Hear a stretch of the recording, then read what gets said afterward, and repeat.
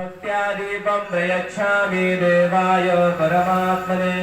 त्राहि मां निलयात् घोरात् दीपज्योतिर्नमोऽस्तु ते दीपं दर्शयामि दीपानान्तरेण नैवेद्यं निवेदयामि चतुष्कोणमण्डलं कृत्वा तदुपरि नैवेद्यपात्रं निधाय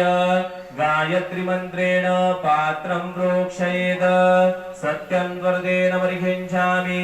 धेनुमुद्रयाममृतीकृत्य गुरासमुद्रया ॐ प्राणाय स्वाहा ॐ अपानाय स्वाहा ॐ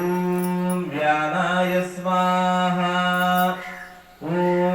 उदानाय स्वाहा ॐ समानाय स्वाहा ॐ ब्रह्म